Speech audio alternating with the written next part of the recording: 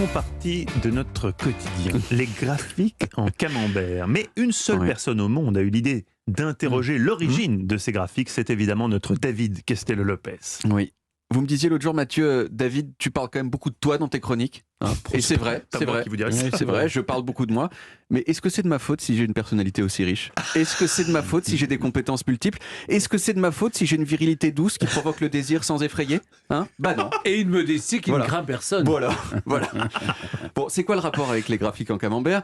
Eh bien, le rapport, c'est que je vais encore une fois vous parler de moi pour vous dire que j'ai été très brièvement spécialiste des graphiques en camembert et plus généralement des graphiques tout court, puisqu'il y a 12 ans, je me suis passionné pour le journalisme de données, le data journalisme, qui est un journalisme qui met en forme des bases de données pour faire apparaître des faits. Et j'ai notamment réalisé avec un camarade pour le journal Le Monde une carte interactive du chômage en France qui a marqué les esprits d'une petite demi-douzaine de personnes, dont moi, mais quand même, c'était un moment important de mon existence. Tout ça pour dire que grâce à ça, je sais depuis quand ça existe, les graphiques en camembert. Bon, déjà, rappelons ce que c'est qu'un graphique en camembert. Alors, un camembert aussi. Un graphique, oui.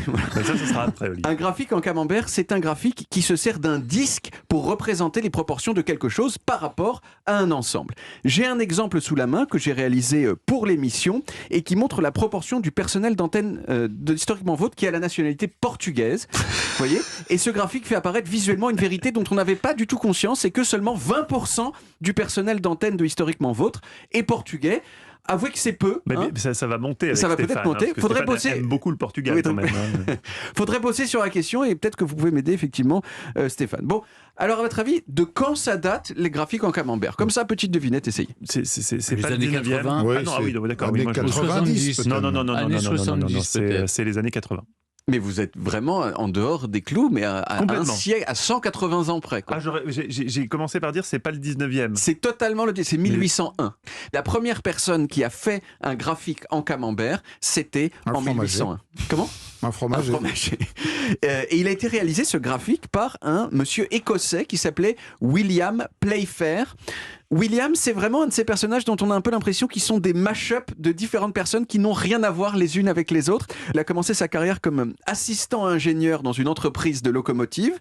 Puis il est devenu agent secret de l'Angleterre au moment de la Révolution française. Quelle vie. C'est lui notamment qui, au milieu des années 1790, a convaincu le gouvernement anglais d'imprimer des faux assignats. Les assignats, c'était la monnaie papier que le gouvernement français avait mis en place, entre autres, pour payer ses guerres avec l'Angleterre. Et donc, s'il y a beaucoup d'assignats, leur valeur baisse, ils commencent à valoir plus rien. Et c'est exactement ce qui s'est passé, en partie grâce à William. Donc William, il a été ingénieur en locomotive, agent secret, et par ailleurs, il a révolutionné l'infographie. Vous voyez, 3 choses qui n'ont vraiment rien à voir les unes avec les autres. Avant lui, les infographies, c'était un peu méprisé par les savants. C'était une façon vulgaire de convaincre. La vraie façon, c'est la rhétorique. Le verbe, on parle, on donne des arguments, et là, les gens, ils disent, ah, c'est super. Éventuellement, peut-être un petit tableau Excel avec des chiffres sur le côté, mais c'est tout. Mais le truc, c'est que ces gens-là, ils n'avaient pas non plus compris que quand vous avez un tableau avec plein de données dedans, eh bien, les informations qu'il contient apparaissent beaucoup plus clairement quand on les présente sous la forme de graphiques. Et c'est William qui a eu cette idée-là de les transformer en graphiques.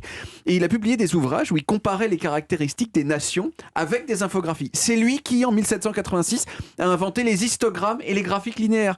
Qui sont en gros les deux autres grandes catégories de graphiques très connues. Et en 1801, il a publié le premier camembert de l'histoire du monde, qui représentait, bon, c'est un petit peu précis, hein, les proportions des possessions de l'Empire ottoman par continent avant 1789. C'est-à-dire, genre 60% de l'Empire ottoman c'était en Asie, 25% en Europe, 15% en Afrique, etc. Et donc c'était le premier graphique en camembert de l'histoire du monde. C'est ça. Et ça a été repris petit à petit par tout le monde, jusqu'à devenir aujourd'hui un incontournable d'Excel qu'on a tous, peut-être pas tous, utilisé au moins une fois. Mais aujourd'hui, le graphique en camembert est très critiqué. Il y a plusieurs spécialistes de l'infographie qui disent que c'est vraiment le graphique le plus nul de tous les graphiques et qu'il faut jamais l'utiliser. Et c'est dur de ne pas être un petit peu d'accord avec eux. Pourquoi ? Eh bien, entre autres, parce qu'un graphique en camembert, ça ne fait pas clairement apparaître le classement des proportions les unes par rapport aux autres. Quand même, on s'en rend compte, justement. Mais un petit peu, mais ok, mais si les différences ne sont pas très grandes, vous êtes dans la merde, vous êtes dans la merde. Alors qu'un graphique en barre, ça le fait beaucoup mieux apparaître, puisque vous pouvez les classer de la plus grande à la plus petite. Dans tous les cas, moi, je voudrais dire aujourd'hui merci à William Playfair, qui a quand même, qui m'a permis déjà d'avoir un petit travail, une petite douzaine d'années, et en plus, qui fait que maintenant, on a phénomènes qui apparaissent vraiment beaucoup plus clairement grâce à lui. Eh bien merci en tout cas David, on retrouve les origines en podcast sur toutes les applis audio et sur le site évidemment europe1.fr.